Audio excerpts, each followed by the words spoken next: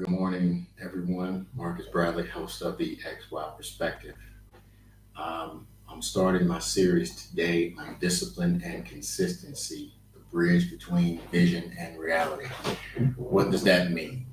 Part one, we're going over manhood and fatherhood, and we're discussing the importance of why discipline in the home and consistency in the home is important to those who depend on you most and those who would those relationships you need to have are the most important to you, like your spouse and your kids and everything. So we're not going to go over the relationship aspect of it, but we're going to talk about the manhood and the fatherhood portion of it and applying discipline and consistency to those to allow us to have a path or a guide to how we're going to bring the things that we want, our visions, things that we want to reality. All right. So this is the first for me. I'm doing it without my panel. I'm used to asking questions, so I'm gonna try to keep these short. But I want to. It's hard to put those panel shows together, and I have a lot of ideas and I have a lot of things I want to get out. So I'm trying to get these out now. Solo a little bit more so you can see me more often and we can talk and discuss things more often. So I promise I'll try to keep them short and sweet to the point. So I'll be doing this week, Monday, Wednesday, and Friday, part one, two, and three, going over discipline and consistency. So today we're talking about manhood and fatherhood. All right, discipline, manhood and fatherhood. It's keeping promises to yourself and to those who depend on you, spouse, kids, friends, family, things like that. And in that order, spouse, who should be the most important person to you if you've chosen to marry them, and then children in the home, then family and friends. You have to make that distinction and that separation. It has to go in that order. Spouse, kids, friends, family. It has to, family, friends. However, it's anything after the household. You take care of house first. All right. Manhood is not built on titles, but on consistent habits and discipline. True. It's an ongoing commitment to stewardship, the stewardship of your time, emotions, and choices. And all stewardship is how you present and keep yourself and things that you deem important to you. It's not a bunch of isolated moments of strength. This is a continued thing.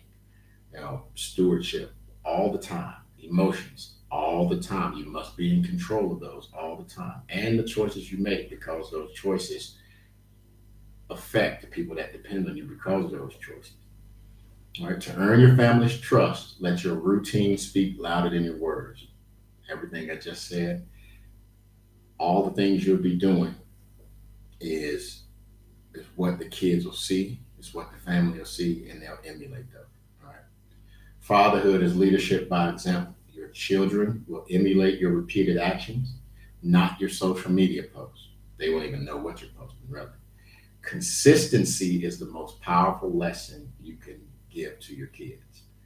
Being consistent, making them do their chores at the same time, or even doing the same way. Show them what right looks like, and each day make them do those same things over and over and over, and be consistent. Why? That starts to build a routine that they can depend on, and then dependability builds trust. All right. So you don't have to be the mean jerk. I'm a stepdad, and I came in to my current marriage a little hard, a little fiery, and tried to be the. So I was military for a long time, my whole adulthood really, and it was hard for me to turn off Sergeant Bradley and be Marcus in the home, and the kids paid for it a little bit, with structure that I put on them. Hey, do this, this, this, this, this. But I did it in the military like fashion. To them, it was military. For me, it was just me. But that's who I had been my whole life. So that's important to try to foster those relationships and build trust at the same time, have structure and order in place. Right. And I'm just reading my notes that I'm going over them. So this is, like I said, this is my first time doing it. Eventually, I'll get more smoothly or smoother with this. Establish non-negotiable boundaries for essential aspects of your life, such as sleep, screen time, exercise, and prayer. These boundaries are not restrictive, they are the foundation of your freedom. Establish non negotiable boundaries. Bedtime's at 8, 9, 10, whatever, depending on their age. We don't raise our voices, or we don't have devices at the table, or things like that. Those non negotiables. But don't make them so restrictive that they just don't like, well, they're not going to like structure. The kids, especially, they're not going to like structure anyway. If you're a step parent, try to gauge where that lifestyle that they're living is first before you come in and set new boundaries and step on a lot of toes. Trust me, I'm telling you from experience. Just ease into it. If they're your biological kids, start early. Get those boundaries in place. Ain't no disrespect, ain't this, that. Whatever you choosing to do, make sure it's not restrictive where they don't have any freedom or they feel like they don't have any freedom. And they still feel like they can come and talk to you about things. Because if you restrict them, then they'll restrict their knowledge of themselves from you, and then you won't have a good communication there either. Uh, Exercise, things like that. The one that they said last is probably a more important one as you get older is prayer. And if you don't have a spiritual connection, it's fine. Not everybody does. I'm not the one that's going to thump you over the head with a Bible. But I will tell you, as I grew older, as I got stronger in the spirit, my life started to change and got a lot better, a lot more comfortable, a lot more easier to do things. I worried less, I stressed less, and it helps. So whenever you're ready, adopt your own thing. But if you're not ready, it's okay. But being spiritually grounded is a covering for all of your emotions, your finances, your physical being, and the spiritual covering is that last pillar or the last umbrella that covers all of that. So that's very important as you get older. Consider adopting a 3 by 10 rule, and this is important. So you can do it any way you want, but like I said, these are just guidelines that I want y'all to go over. Okay, adopting a 3 by 10 rule means 10 minutes for prayer, 10 minutes of direct eye to eye interaction with your children, and 10 minutes of dedicated time to sharpening the skill each day. What we may see as insignificant at first can be profound and transform your life later. What do we mean by that? Each day take 10 minutes. It don't all have to be at the same time. You can do one in the morning, one in the afternoon, one in the evening. 10 minutes, 10 minutes of prayer, 10 minutes of direct eye to eye contact. Be intentional interaction with your child or children. Sit down, look at them face to face. Tell them, hey, you know, XYZ, we're talking about this, we're discussing that. But sit down, move the devices, turn the TV off, and just have them as your goal. Have them show that they're the most important thing to sit down and have that 10 minutes. All it takes is 10 minutes. All right. Because you'll figure out the only thing they really want. They don't want the money and the gifts and all that. All that stuff is great. They want you. They want your presence. They want your time. They want you there. That's the, I'm telling you from experience. As a military guy, I spent a lot of time on the road, gone, and I missed a lot of time. And you can't get that time back.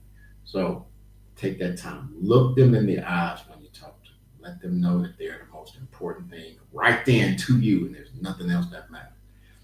And as you and your spouse do, take the same thing. Same thing. Set aside some time to it's just you and her. And the kids always get all right, bedtime, go and as soon as they go to bed, you get them down, then you turn to her like, okay, now it's our time for the next hour, whatever we got to do before we go to bed. Try to vary it from time to time if you can. I know work, schedule, kids, all that allows for whatever. But at least take the time to try to vary the time so it looks spontaneous because they love spontaneity and they like this romantic stuff all the time. And it's just hard to do when you got bills, you got responsibilities, you got work, you got the career, you got I had the military, I had deployments, I had all you're juggling 1,000 different things. So try to schedule that in as best as possible. Okay? And to keep that open line of communication so there's understanding. All right. If you miss a day, it's fine. Reset immediately. Start over. There's no room for shame. Just correct course and keep pushing. The consistency isn't about perfection. All right. You don't have to be perfect. You can miss some time. People are human. It's about the commitment to always return to your practices. All right. If you miss something, that's fine. Reset. You missed a day, that's fine. You forgot to pray one day, or you forgot the direct eye to eye contact. Fine. You don't even have to apologize. Just the next day, get back to it. Don't fall off for a month and be like, hey, we're going to get this back started. Try. Do your best. Nobody's perfect, and it's not going to be where it is perfect. It's going to be some struggle. Maybe they can't sit still for 10 minutes, you know. So you got to do that while hey, get on the game with them. If you can, even if you can't play the game, just get on there and get killed 16 times. Let them kill you 16 times, and you just run it. You get 0 kills, 16 deaths. You can't play the game. Like I was a soldier, my kids were like, Dad, you suck at this game. I'm like, but son, they made the video game after me. I actually wore the gear downrange. We did the stuff in real life. So maybe I can't play the video game, but I'm real good at it in real life. So that kind of made him think twice about it. And he still killed me. He still killed me. Like, Dad, you suck. Boom. And he starts killing. All right. So that's if your kids gamer. So find out what they do and try to connect with them on that level. Think of something that they like and then attempt to do that with the kids. With your spouse, same thing. Now emotionally, women are different, or whoever your spouse is, that they're emotionally based. So it'll always be, what have you done for me lately? You could have just created a waterfall in your backyard with moon and stars in place above it with a table, and y'all eat a dinner on Monday. Tuesday, what have you done for me today? That was Monday. What are you going to do today? So it's an ongoing process. So just take it as it is. You know your spouse, you married them, you know them. So try your best. Do your best. Reflect on this advice, those 3 daily non-negotiables. Make sure that you take into consideration yourself as well, too. 10 minutes for yourself. Try to address your body, your mind, your spirit. Those things, you got to keep yourself happy in order to help others be happy. They're not going to make you happy. Don't rely on them to make you happy. You have to already be a happy person. You have to already be content with where you are and have the willingness to do better when you go up. So take care of self first. You got to get some doggone rest. You got to take care of your body. You got to exercise. You can't be too out of shape, too overweight. Not too much. Most people are, but hey, at least promise yourself you'll start, and then be consistent about yourself. Have some discipline. Eat the right things. Don't, try to be healthy. Try to stay here. You got kids, you got grandkids. You want to be here for a long time.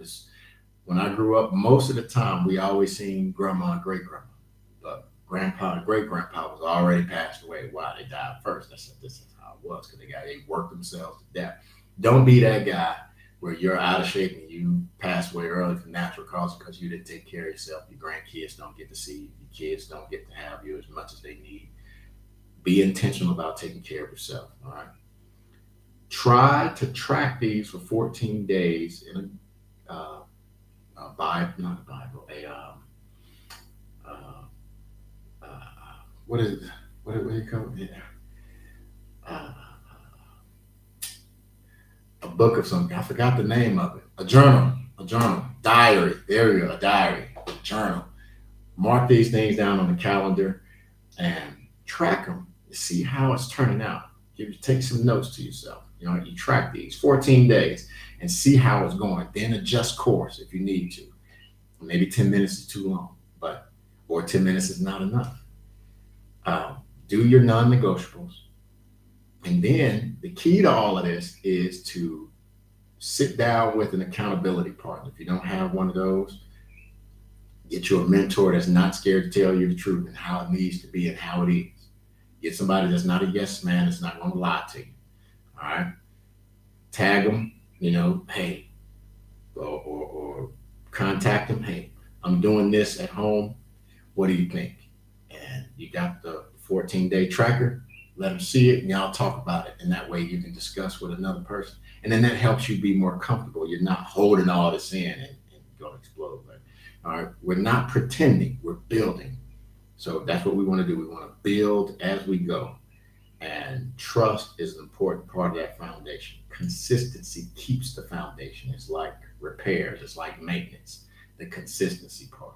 So discipline is the foundation, and consistency is the maintenance that keep that foundation. All right. Practice those. That's over fatherhood and manhood, trying to get the home together, square the home away, and foster those relationships with your spouse and your children. All right. Discipline and consistency. We're building a bridge between vision and reality. That's part one. Join me again for part two. Keep like, sharing, following, subscribe to the page so I can keep doing this thing. And like I said, I hope I get a good response from this. And I hope you guys just at least hear it out. You don't have to adhere to it, but just hear me out and try to apply some of these foundings and advice to your relationships at home. And join me for part two, which is going to be over career and finance. All right. I'll talk to you in the next. Bye bye.